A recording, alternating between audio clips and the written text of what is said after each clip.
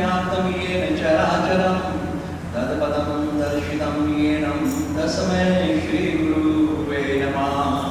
श्रीगुरु चरण सरोज रज वंदत मैं कर जोर विघन मिटे प्रगटे विभो ये विमलमति मोर। वंदहं चरण सरोज गुरु मुद मंगलाकार जेहि सेवत नर होत है भवसागर से पार। गुरुदेव के सुमिरन मात्र से नाशे विघ्न अनंत तैते सर्वारंभ में ध्यावत है सब संत।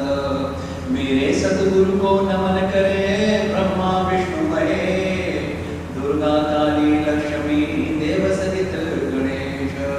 गुरुर्ब्रह्मा गुरुर्विष्णु गुरुर्देवो महेश्वरा गुरुर्साक्षात् परब्रह्म तस्मै श्री गुरुवे नमः।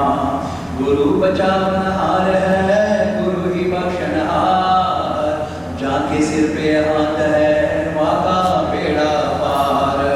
जो जाकी शरणे बसे काकुता की लाज हे गुरुदेव हम आपकी शरण रहे आपको हमारी लाज। प्रभु आपको हमारी लाज। या श्री स्वयं सुभद्रान भवनेश लक्ष्मी पापात्मान कर्त ज्ञान हृदयेषु भूति शिलास्तान कुंजन प्रवस्य लज्जा तांत्वामृता संप्रिपादि देवी विश्वम शरणागतिना पत्रान परायणे सर्वस्याति हरे देवी नारायणी नमस्तुते।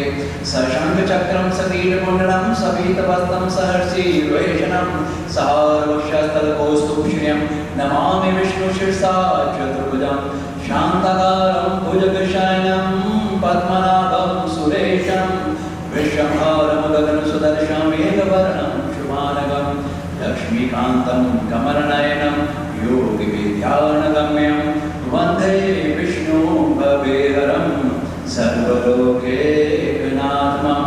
त्वमेव माता च पिता त्वमेव बन्धु च सखा त्वमेव विद्या च द्रविणं त्वमेव सर्वं मम देवदेव। भावमय मंत्रहीनं क्रियाहीनं भक्तिहीनं जनार्दनो यत्र पूजितं मया देव परिपूर्ण तदुस्तमे। प्रेम से बोलो सद्गुरु भगवान की साचे दरबार की श्री लक्ष्मी नारायण भगवान की श्रीमन नारायण नारायण नारायण।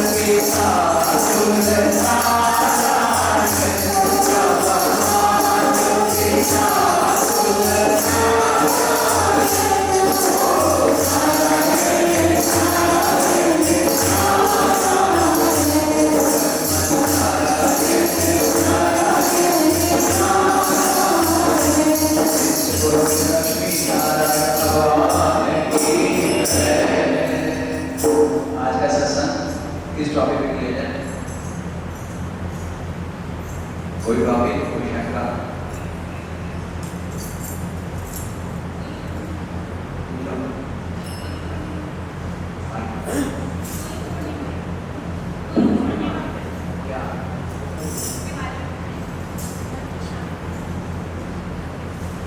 पहला प्रश्न आया है कि गुरु पूर्णिमा के बारे में बताया। गुरु पूर्णिमा हम शिष्यों के लिए बहुत ही पावन एक पर्व होता है, जो कि शिष्य की जिंदगी में उसका अहम है। जैसे हमारे शरीर में आत्मा इम्पोर्टेंट है, अगर आत्मा नहीं हो तो शरीर जो है ये एकदम से निर्जीव हो जाता है। ऐसे ही हम जीवों के लिए जो इस सृष्टि पे आते हैं, उनके लिए गुरु का होना बहुत ही जरूरी है। आप गुरु को इस प्रकार समझो जैसे कि 24 घंटे अमावस्या की काली रात हो, अंधकार हो, और आप हमेशा अंधकार में ही रहते हैं। आपने कभी जीवन में लाइट देखी नहीं, प्रकाश देखी नहीं, रोशनी देखी नहीं, तो आपको उस प्रकाश की महत्व नहीं पता होता। हम लोग यही सोचना शुरू कर देते हैं शायद इस अंधेरे को ही संसार कहते हैं, उजाला नहीं देखा होता। ठीक उसी प्रकार से भगवान कौन है, भगवान कहाँ रहता है, भगवान क्या है, भगवान इस वक्त आपके मेरे सब में कैसे समाहित है, वो हमें दिखाई नहीं देता, उसका एहसास नहीं होता। ये आप सब जानते हो कि भगवान जो है वो सर्वत्र व्यापक है, ओमनी प्रेजेंट है। अगर वो सर्वत्र व्यापक है तो हमें आपको दिखाई क्यों नहीं देते, महसूस क्यों नहीं होने देते? ठीक उसी प्रकार जिस प्रकार से इस प्रकृति में प्रकाश है, सूरज है, कोई रात को ही केवल सत्य मान ले और दिन को ना देखा हो तो उसका क्या कसूर, उसको दिन का उजाला दिखाना पड़ेगा। ठीक उसी प्रकार से परमात्मा है आपके मेरे अंदर, घट घट में वो परमात्मा है। उसका रियलाइजेशन करवाने के लिए ही वो परमात्मा स्वयं उस गुरु स्वरूप में हम जीवों के लिए इस धरती पे विराजमान रहता है। क्यों? क्योंकि उस गुरु का नाम ही यही है, गु प्लस रू, जो हमें अंधेरे से प्रकाश में ले जाए, वो है गुरु। प्रकाश कौन? हम कहते हैं ओम भूर्भुवः स्वाहा तत्सवितुर्वरेण्यम, वो प्रकाश रूपी देवता, वो ज्योतिर्मय, वो नारायण, वो श्री हरि, वो परमात्मा, जो उसकी तरफ लेके जाए, जो उसकी पहचान कराए, जो आपने मेरे में इस वक्त भी शुद्ध रूप में बैठा हुआ है। अगर वो ना बैठा होता तो हम यहाँ पर भी नहीं बैठ सकते। हमारी श्वास चल रही है, हमारी आत्मा चेतन अवस्था में है, इसलिए तो परमात्मा है। हमें गुरु जो है वो हमें उस परमात्मा की पहचान हमारे भीतर करवाता है। खुद परमात्मा स्वरूप है, खुद परमात्मा स्वरूप है, मगर नर के रूप में हमारे बीच में रहता है। कौन? वो गुरु। क्योंकि हमारे ऊपर माया का इतना बड़ा पर्दा रहता है, जब से हम इस शरीर जन्म लेके बाहर आते हैं धरती पे, हमारे अंदर इतनी बड़ी माया का पर्दा रहता है कि हम सच देखकर भी सच को स्वीकार नहीं करते। जो चीज झूठी है, जो हमारे साथ नहीं जाने वाली है, उन्हीं के लिए ही हम दिन और रात उसके पीछे भागते रहते हैं, उसी को ही पूरा करना चाहते हैं, जो चीजें माया की होती है। इंसान अपना पूरा जीवन उसी माया को पकड़ने के लिए ही खर्च कर लेता है और शरीर छोड़कर इस धरती से यहां से चला जाता है। तो जिस प्रयोजन के लिए आपका मेरा इस शरीर में आने का जन्म हुआ है, उस जन्म की वो रियलाइजेशन करने के लिए ही गुरु हमें मिलता है। जिसके जीवन में सद्गुरु मिला है, ये उसको मान लेना चाहिए कि वो बहुत ही भाग्यशाली है। बिना आपके पूर्व जन्मों के पुण्य कर्मों के सिवा आपको सतगुरु की प्राप्ति हो ही नहीं सकती। अगर कोई ये सोच ले कि मैं खुद जाके गुरु बना लूंगा, तो भूल जाए। वो गुरु जो नारायण स्वरूप है, वो गुरु जिसके हृदय में नारायण है, वो गुरु जिसकी वाणी में नारायण है, वो गुरु जिसके मंत्र में नारायण है, वो गुरु जो नारायण को जो कहते वो नारायण पूरा करता है, वो गुरु आपको अपने आप से नहीं मिल सकता। ज्ञान बांटने वाले, पंडिताई करने वाले, भविष्य बताने वाले, अपने आप को 100 पाठ खिलाने वाले गुरु बहुत मिल जाएंगे, मगर वो सतगुरु जिसका एक ही शास्त्र में प्रयोजन है कि मुझ जीव को उस परमात्मा के साथ मिला दे, वो सतगुरु ही महात्मा होता है। उस सतगुरु की पहचान जो होती है, कैसे हो किसी शिष्य को, कैसे किसी को यह आभास हो कि ये वही सतगुरु है जो नारायण है। उस सतगुरु की सबसे पहली निशानी ये होती है कि जब आप उस सतगुरु के दर्शन करोगे, उसके कोरा में आप आओगे, आते ही आपके अंदर आपका मन, आपकी चित्त, आपकी इंद्रियां, आपके अंदर की बेचैनी, आपकी विषय विकार सब शांत हो जाएंगे। आपकी आत्मा में, आपकी चित्त में एक सिरहंसी आ जाती है। हमारी इंद्रियां, हमारा मन और हमारी बुद्धि ये संसार में लगी रहती है। इन तीनों को केवल संसार के भोग को प्राप्त करने के लिए कर्म करती हैं। हमारी इंद्रियां, हमारा मन और हमारी बुद्धि। जैसे हमें अच्छे से अच्छा घर चाहिए, किसको चाहिए? आत्मा को नहीं।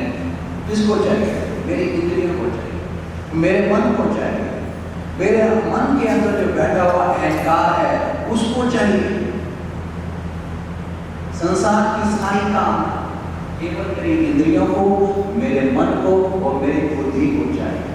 ये जीव जो होता है, जब तक उसका गुरु नहीं मिलता, ये केवल इस मन और बुद्धि के साथ लग कर ही अपने जीवन को ही खर्च कर देता है। वो कर्म नहीं कर पाता जो शास्त्र कहते हैं, जो गुरु कहता है। वो केवल मन बुद्धि के होकर संसार की जो माया की चीजें हैं उन्हीं को ही प्राप्त करने के लिए डे बाय डे अपनी जो श्वासें हैं खर्च करता रहता है। पर जब सतगुरु मिलता है, वो क्या करता है?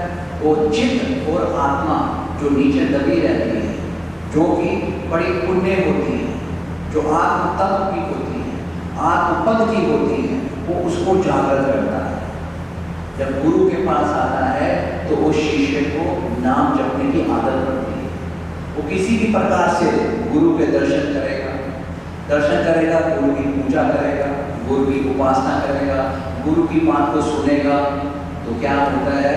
वो जो इंद्रियों में, जो इस मन में संसार की माया व्याप्त थी, गुरु क्या करता है? उस माया के फंद को काटता है। अपने ज्ञान से हमारी उस माया के फंद को, जो कि हमारे मन और बुद्धि में अटकी पड़ी है, उसको काटता है, उसको शुद्ध करता है। और धीरे धीरे हमारा मन बुद्धि जो होती है, ऐसे सतगुरु के मिलने से वो नीचे होती है। वो हमारा चित्त जो कॉन्शियस है, जितने भी संतों की वाणी सुनते हो, मीरा की सुनते हो, वो कहते हैं प्रभु जी बोले अब उन चित्त ना करो। मन नहीं का, बुद्धि नहीं का, क्या कहा? चित्त ना करो। तो गुरु के पास, ऐसे सतगुरु के आने के बाद आपकी चित्त और आत्मा में गुरु प्रकाशित करता है, प्रफुल्लित करता है।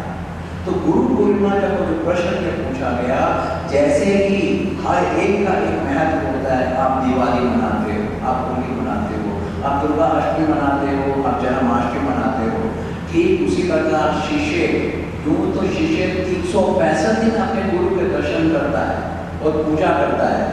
मगर गुरु पूर्णिमा का जो समय है, इन बरसातों का आषाढ़ मास बोलते हैं।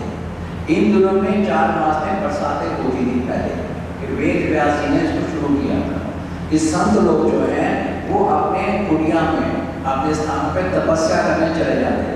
सब शिष्यों को बुलाकर उनको वो जो होता था पूजा का अवसर देते थे।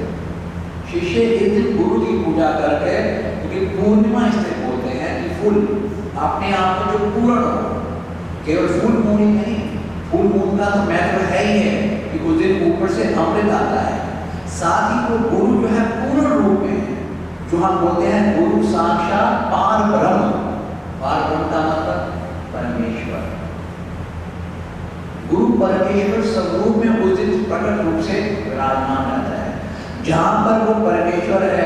तो उसके जो देवी देवता हैं वो उसकी उपासना में ऑटोमेटिकली सेवा में रहते हैं। गुरु पूर्ण रूप में है तो वो देवी देवता भी आपको ऑटोमेटिकली आपको आशीर्वाद देंगे। जिसने गुरु को पा लिया, जिसने गुरु को प्रसन्न कर लिया, ऑटोमेटिकली उसके ग्रह जो प्रतिकूल थे वो उसको अनुकूल होना शुरू हो जाएंगे। उसके जो मित्र, उसके जो देवी देवता अगर किसी कारण उनसे रुष्ट भी थे वो भी क्या हो गए, उससे प्रसन्न होना शुरू हो गए। क्यों भाई? जब आपकी आत्मा अगर संतुष्ट है तो आपका मन व्याकुल नहीं होगा, आपकी इंद्रियां व्याकुल नहीं होंगी। उसी प्रकार से गुरु आत्मा है, परमात्मा है। जब गुरु आपका प्रसन्न हो गया तो ऑटोमेटिकली वो देवी देवता, वो ग्रह, वो जो भी दोष होते हैं, 9 प्रकार की व्याधा होती हैं, वो अनुकूल होती है। तो गुरु पूर्णिमा केवल यही नहीं है कि हमें केवल जाके गुरु की पूजा करनी है, वो तो पूजा करनी ही है। गुरु पूर्णिमा में ये भी होता है कि शिष्य अपने आप को समर्पित भाव से गुरु के चरणों में अर्पण करें। केवल जाके माथा टेकने से गुरु पूर्णिमा पूरी नहीं होती है। गुरु पूर्णिमा का मतलब है कि मैं अपूर्ण हूं और तू पूर्ण है। जिस प्रकार से नदी को शांति तभी मिलती है जब वो समुद्र में पहुंचती है, ठीक उसी प्रकार से शिष्य का मन, शिष्य की बुद्धि, तभी उसको आराम मिलेगा जब वो अपने आप को गुरु के चरणों में समर्पित करेगा।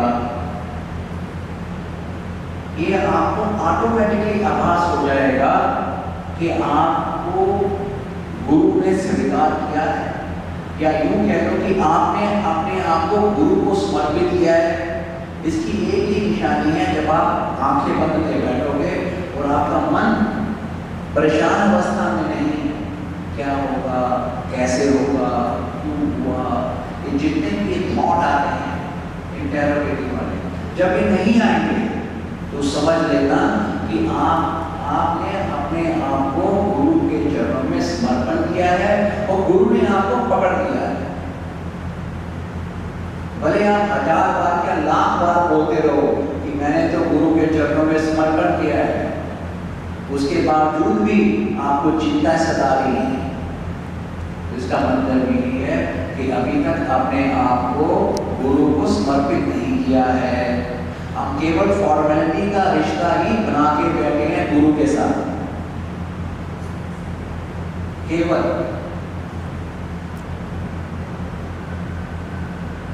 गुरु हमारे साथ मंत्र के रूप में बैठा हुआ है। जरूरी नहीं है हमें गुरु के शरीर से ही गुरु को पूछना है। गुरु मंत्र के रूप में आपके साथ निवास करता है। क्यों? क्योंकि परमात्मा ने गुरु को स्वयं उस मंत्र के साथ ही अपने आप को चित्त में लगा कर रखा। तभी कहते हैं कि नाम नारायण दियो गुरु, गुरु सच्चा सृजनहार। गुरु ही नाम है, नाम ही गुरु है, गुरु ही गोविंद है, गोविंद ही गुरु है। ये गुरु ग्रंथ साहब में लिखा हुआ है, गुरु गोविंद, गोविंद गुरु। तो मंत्र कौन है? मंत्र कौन है? मंत्र गुरु स्वयं है। वो मंत्र के रूप में गुरु कितने ही प्रकार से अवतार ले सकता है।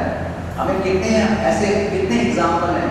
गुरु शरीर से तो फरीदाबाद में बैठे थे, मगर दूसरे शरीर से वो कितने ही देशों में तो होके आ जाते थे।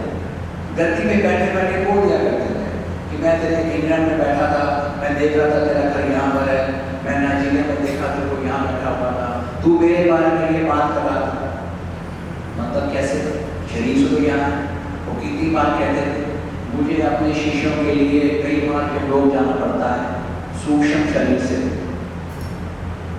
गुरु असीमित है, अनलिमिटेड है, हम सीमित हैं। गुरु इस दीवार से परे दे सकता है।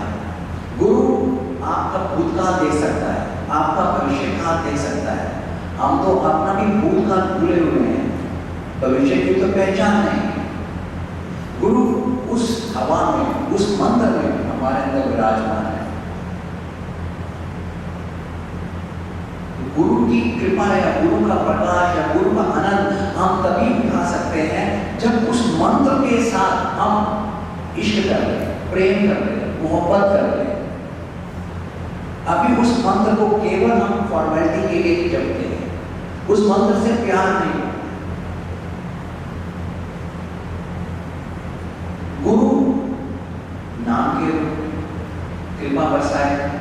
जब जितना नाम जपोगे, नाम जपते जपते जपते जपते ऑटोमेटिकली आपकी मन और बुद्धि स्वस्थ होगी, शुद्ध होगी। तो क्या होगा, वो जो ज्ञान होता है, एक ज्ञान तत्व ज्ञान होते हैं गुरु लोग हैं, वो तत्व ज्ञान जो है ऑटोमेटिकली जिज्ञासा उत्पन्न होगी कि मैं कौन हूँ, मेरा ये गुरु कौन है, ये माया क्या है, मैं संसार में क्यों आया हूँ, मैं क्यों जी रहा हूँ। ये दुनिया में जब से आया हूँ सबके जीवन में कभी सुख आया, कभी दुख आया, कभी कोई बिछड़ गया, कभी कोई आ गया, कभी यश मिला, कभी अपयश मिला, कभी लाभ मिला, कभी हानि मिली। हर दिन एक समान नहीं रहते किसी के भी जिंदगी के अंदर, ये सबको तो जरूर है। तो ये तो कोई बहुत बड़ी अचीवमेंट नहीं है मेरे साथ, ये तो सभी के साथ है। तो गुरु मुझे मिला क्यों? नाम जपने के बाद हमारे जो ज्ञान चक्षु है उसके अंदर एक चेतना बोलते हैं, वो प्रफुल्लित होती है, इनसाइट क्यूरियोसिटी पैदा होती है उस ज्ञान को प्राप्त करने के। आत्मज्ञान जिसे बोलते हैं कि मैं हूं कौन। क्योंकि जब तक मेरे अंदर संतोष नहीं आता, जब तक हमारे अंदर संतोष नहीं आता, धैर्य नहीं आता, इसका मतलब साफ होता है कि अभी भी मेरा और मेरे गुरु के साथ मिलन नहीं हुआ है। जब तक हमारे अंदर धैर्य और संतोष नहीं आता तो उसकी ये निशानी है कि मेरा मेरे गुरु के साथ अभी समर्पण भाव वाले का मिलन नहीं हुआ है। और ये तो हर कोई अपने अंदर पहचान सकता है कि मेरे अंदर धैर्य है या नहीं,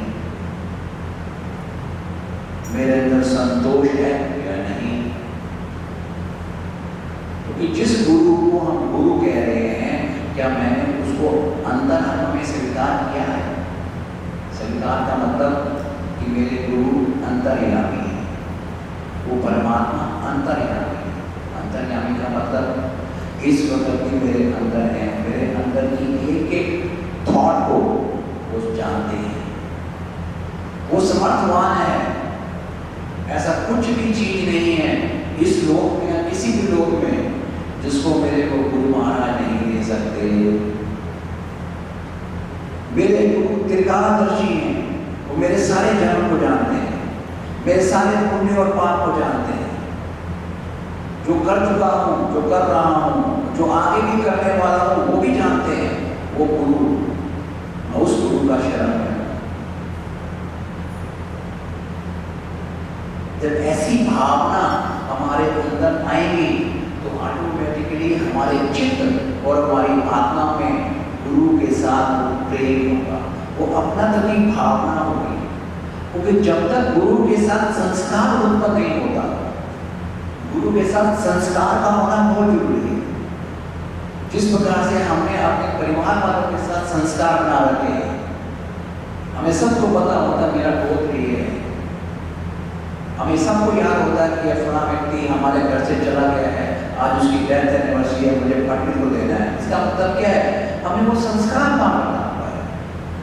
और गुरु के साथ हमने अभी तक संस्कार नहीं माना, वो रिश्ता नहीं बनाया अभी तक। अपना की भावना जो हमारे शरीर छोड़ के चले जाते हैं, उनको अभी तक हमने अपना मान लिया है, अच्छी बात है। और उनके लिए हम अभी भी धर्म और कर्म कुछ ना कुछ करते हैं यहाँ से, भले डर के मारे करते हैं या भले धर्म समझ के करते हैं, अच्छी बात है। ठीक उसी प्रकार से क्या हमने अपना संस्कार गुरु के साथ बनाया है? वो अपनापन माना है? अपनेपन की निशानी क्या है? अपनेपन में निशानी है कि जब हम उसके सुख की सोचेंगे।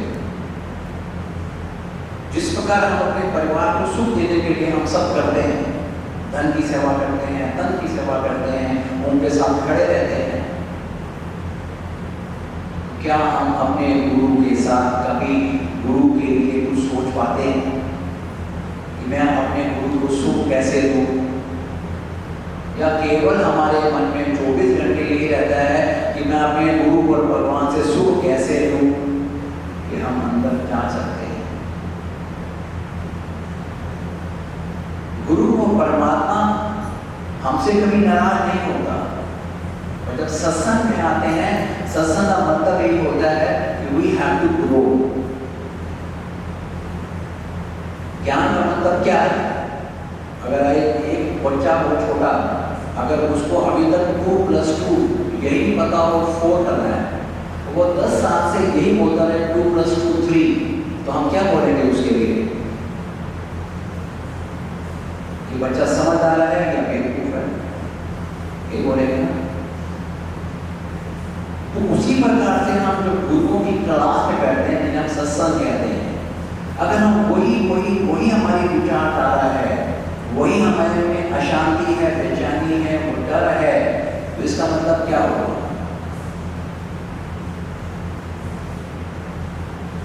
कि हमारे अंदर या तो गुरु से ज्ञान देने की कोई हमें चाहत नहीं है, या हमें अपने आप को मैच्योर करने की भी चाहत नहीं। हम स्वयं नहीं चाहते कि मैं पहचानूं, मैं अंदर से प्रसन्न रहूं। हम केवल सिर्फ इस संसार के साथ ही अपना रिलेशन बना के बैठे हैं। अरे ये तो गुरु जी कहते थे, ये तो 84 लाख योनियां वही काम कर रही हैं जो आप कर रहे हो, मैं कर रहा हूँ या वो कर रही है। वो भी 4 काम करती हैं, आहार, निद्रा, भय, मैथुन, वो भी खाना खाते हैं। अगर हम चाहते हैं कि हमारे अंदर परमानेंट शांति, परमानेंट आनंद, ये तो भगवान के ही तो लक्षण है। जहाँ भगवान आएगा, भगवान की पत्नी का नाम क्या है? शांति पत्नी। भगवान का नाम क्या है? सच्चिदानंद।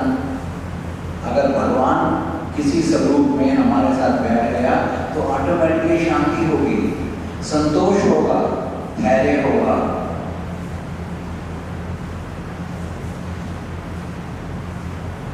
तो हमें गुरु पूर्णिमा जो फंक्शन है उससे बहुत ज्यादा इंपॉर्टेंट होता है कि शिष्य अपने जीवन में गुरु के महत्व को समझे। गुरु चलता फिरता साक्षात परमात्मा है। उसका एक एक कर्म, एक एक गुण, एक एक एक्शन परमात्मा का एक्शन है। और कुछ और कोई प्रश्न?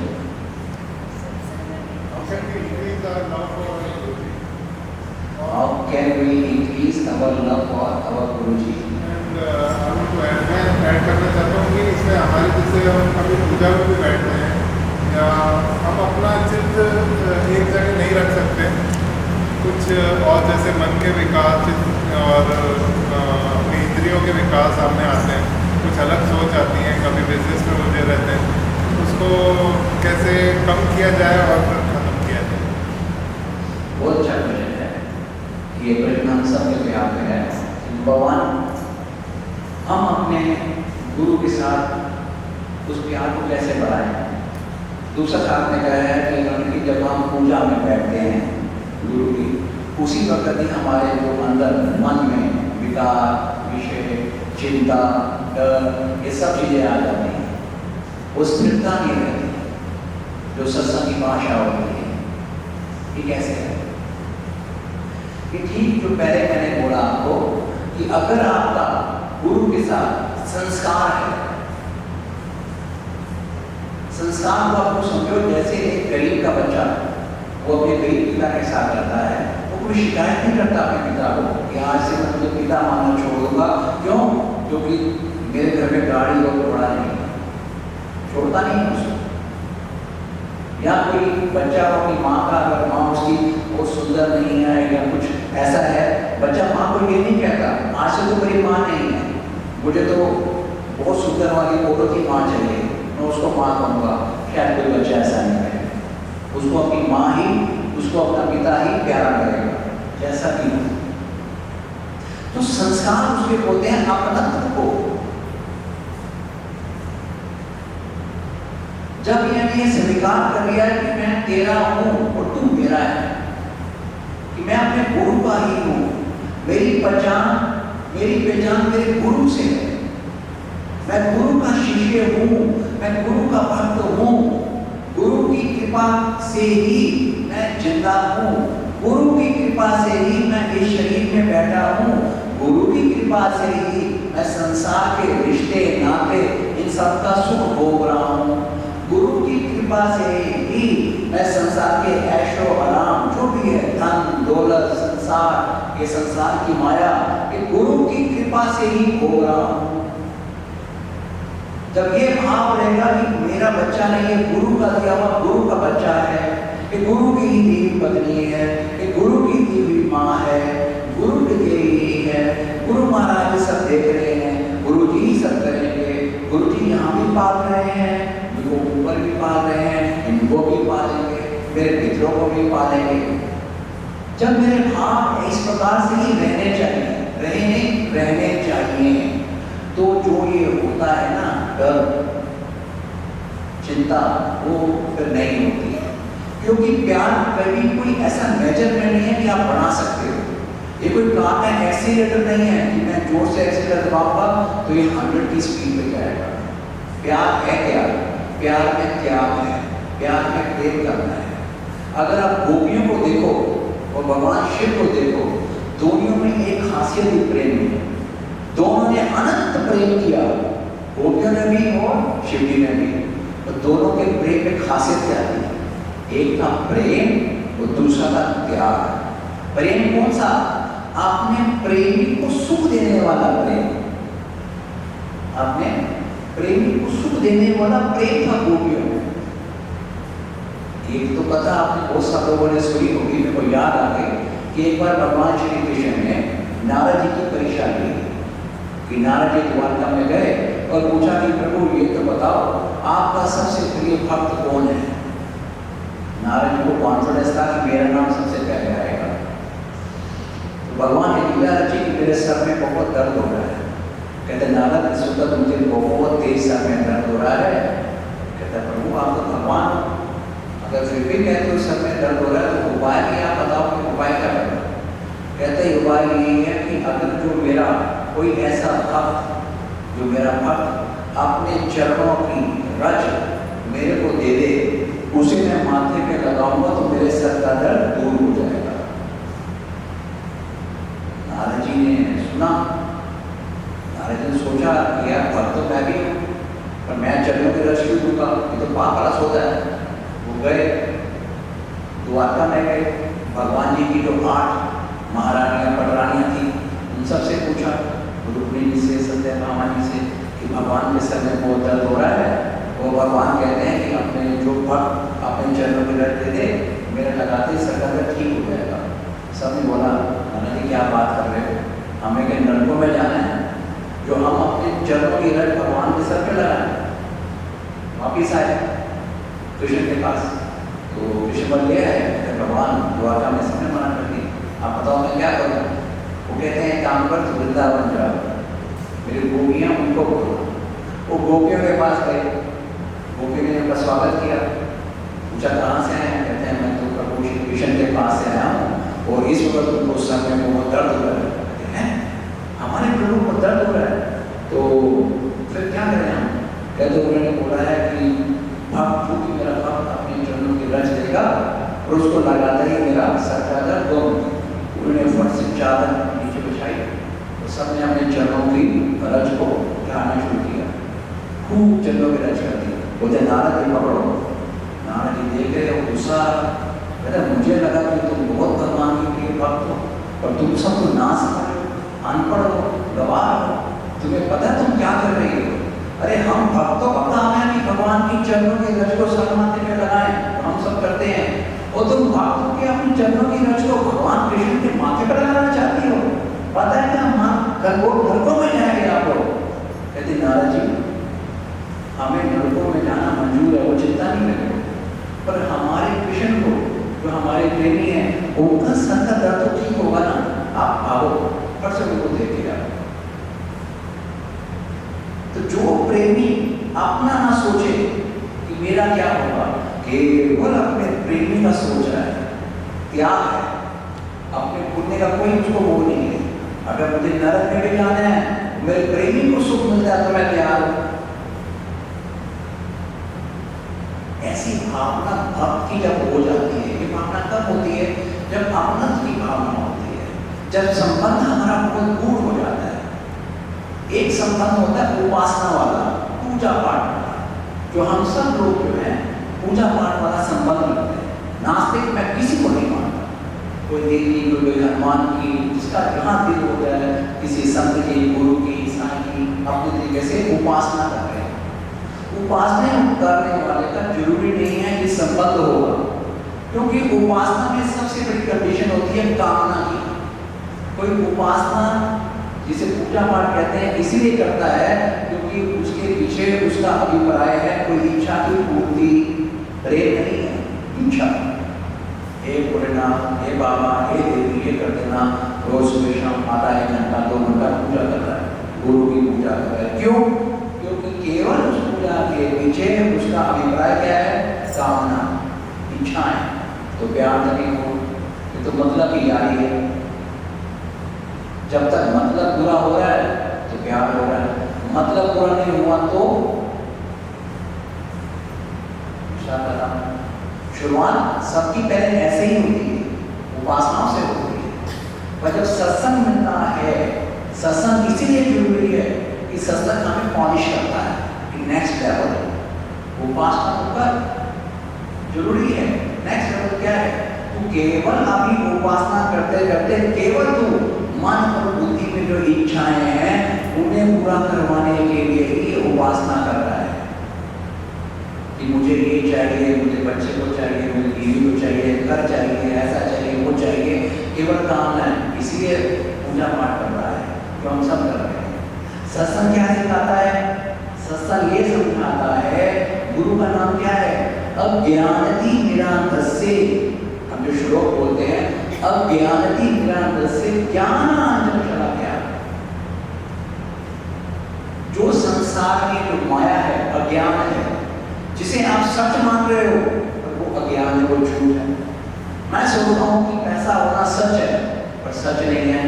जब मेरे फादर नहीं लगे, मेरे ग्रैंडफादर नहीं लगे, वो जमीन नहीं है, पैसा ही नहीं है, मैं भी मरूंगा, पैसा ही नहीं है, तो ये सच नहीं है जिसके पीछे मैं भाग रहा हूँ।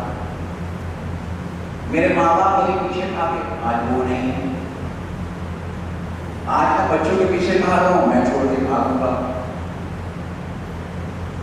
तो जिस चीज के लिए, जिन रिश्तों के लिए या संसार की जिन चीजों को मैं प्राप्त करने के लिए दिन रात अपने 24 घंटे खर्च कर रहा हूँ, भगवान की पूजा भी कर रहा हूँ, पर उसके पीछे भी अगर मेरा अभिप्राय केवल कामनाएं है तो वो प्यार नहीं आएगा, जहाँ भक्ति होती है। ये उपासना वाली भक्ति है, ये प्रेमा भक्ति नहीं है। प्रेमा भक्ति में तो वन साइड लव होता है, unconditional, one side love. I will love my गुरु। तो ये भी नहीं देखिएगा गुरु से बात करता है, उसे रिएक्ट करता है, उसकी इच्छाओं को पूरा करता है, नहीं करता है, क्योंकि उसके अंदर ये स्टेज आ जाती है कि मैं नहीं हूं, ये मैं जो है ये गुरु का है, कि मैं राजू नहीं हूं, ये गुरु का राजू है। राजू के पास जो भी है ये गुरु का है। तो राजू के ऊपर जो भी चिंताएं हैं, जो भी बोझा है, वो फिर ऑटोमेटिकली उसका गुरु पकड़ लेगा। जब कोई बोझा मेरे सर से निकल जाएगा तो क्या करेगा इंसान? जब फ्री होगा, टेंशन फ्री होगा, कुछ तो करेगा, तो क्या करेगा? फिर आनंद करेगा, भजन करेगा, मस्ती करेगा, उसे गुणगान करेगा, तभी तो कर पाएगा। तो गुरु से प्यार तभी बढ़ेगा जब हमारा गुरु के साथ संस्कार गुरु को अपना मानो, अपने आप को गुरु पर छोड़ो। फॉर्मेलिटी वाला रिश्ता, केवल श्रद्धा वाला रिश्ता, इससे ऊपर बढ़ो। मेरे हैं, मैं इनका हूं। जो गुरु कहे उसे समझने का प्रयास करो, उसको लाइफ में चलाओ,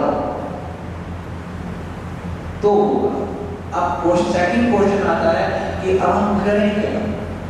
वो डेली रिचुअल्स प्रैक्टिस कैसे करें कि हमारा गुरु के साथ वो एक रिश्ता स्ट्रांग हो, जो गुरु को पसंद आता है। वो कैसे आए? आप सुबह उठो, उठते ही अपने मन के अंदर एक भाव लेके आओ कि हे मेरे गुरु महाराज, आपकी दया से, आपकी कृपा से आज का दिन मुझे मिला है, उसे फील करो। और आज के दिन में मैं जो भी कर्म करूँगा या जो भी भोगूंगा, ये आपके आशीर्वाद से ही ये कर्म को भोगूंगा और इस आपके आशीर्वाद से ही इस कर्म को करूँगा। मुझ पर अपनी दया दृष्टि, अपनी कृपा दृष्टि मुझ पर बनाए रखना। मैं तेरी शरण में ये प्रार्थना करेंगे। और जो भी अपने दिन के अंदर जो भी एक्टिविटी हो, मन ही मन में गुरु के चरणों को समर्पित करो। बाबा तेरी कृपा से मैं जा रहा हूँ, बाबा तेरी कृपा से ऑफिस जा रहा हूँ, गुरु महाराज तेरी कृपा से बोलने जा रहा हूँ, गुरुदेव ये करने जा रहा हूँ। मन ही मन में गुरु को बोलते रहो। ये डेली की जो अभ्यास होगा, आप जो भी कर्म कर रहे हो, जो लेडीज हैं घर में खाना बनाती है, बोले गुरु महाराज मैं खाना तेरी कृपा से बना रही हूँ, तेरे लिए बना रही हूँ, ये परिवार तेरा है उनके लिए बना रही हूँ। हम जो लोग काम करते हैं तेरे लिए कर रहा हूँ, तेरा परिवार है, तू करवा रहा है, मैं तो तेरा, तूने दे रखा। जब ऐसी भावना रहेगी तो ऑटोमेटिकली हमारे अंदर जैसे दूध और चीनी ऐसे रहे, दोनों ऐसे रहे, तो दूध में मिठास नहीं आएगी। मिठास कब आएगी? जब उस शक्कर को आप दूध में डालो, वो डालने के बाद मिक्सिंग करो, तो आप ये समझ लो शक्कर गुरु का नाम, शक्कर गुरु का समर्पण है, हम दूध हैं। हम जितना उसको प्रार्थना करेंगे, प्रार्थना मतलब मिक्सिंग, मन ही मन मानसिक रूप से प्रार्थना करते रहेंगे। बाबा तेरी कृपा से जा रहा हूँ, गुरु महाराज तेरा बहुत दिया हुआ है। अपने आप को समझाओ, क्योंकि हमारा इस वक्त कई जन्मों के जो हमारे कर्म हैं, जो हमारे ऊपर जो संस्कार हैं, उनके अंदर चिंताएं, डर है, क्या होगा, होगा नहीं होगा। अपने आप को अपने आप गुरु का नाम लेकर सेल्फ काउंसलिंग करनी पड़ेगी। गुरु महाराज की कृपा से सब बढ़ेगा। अपने आप को समझाना पड़ेगा, मेरे गुरु बैठे, सब बढ़िया हुआ है, बढ़िया होगा। अगर लग रहा है कि मैं जो चाह रहा हूँ नहीं हो रहा है, तो भी अपने आप को समझाओ गुरु के ज्ञान के द्वारा कि मेरे गुरु महाराज जी को मेरे प्राप्त कर्मों का फल को काट रहे हैं। वो नहीं चाहते कि मैं पापों का फल आगे खुद भोगूं, कई जन्मों तक भोगूं। इसीलिए अपनी शरण में रखकर मेरे उन पापों को वो थोड़े से कटवा रहे हैं। तभी जैसे मैंने बोला, धैर्य और संतोष ये ज्ञान से मिलेगा, वरना भय हमें खाता रहेगा। जब धैर्य और संतोष होगा तो शिष्य डरेगा नहीं, अपने आप को समझाएगा, इस बात की चिंता, आज तक खा रहा हूँ, पी रहा हूँ, गुरु परमात्मा की दया से सब बढ़िया होगा। अगर कुछ भी मेरे को दुख लग रहे हैं कि मेरे कर्मों के फल हैं, और उनको मैं स्वीकार करता हूँ, मेरे गुरु बैठे हैं, बढ़िया है, बढ़िया होगा। ये भाषा तब आएगी जब सत्संग सुनेगा, गुरु को समर्पण करेगा, तो ऑटोमेटिकली धैर्य संतोष आएगा और उसकी चित्त और आत्मा के अंदर वो गुरु का नाम बसेगा। इसीलिए गुरु के पास जाना बहुत जरूरी है, गुरु का स्मरण करना बहुत जरूरी है, गुरु की वाणी को सुनना बहुत जरूरी है, उस गुरु के संग उसको फील करना कि मेरा गुरु परमात्मा इस वक्त मेरे साथ है, उसको हाथे नाते माना बहुत ही जरूरी। ये अभ्यास हमें करना पड़ेगा, ठीक है। और कुछ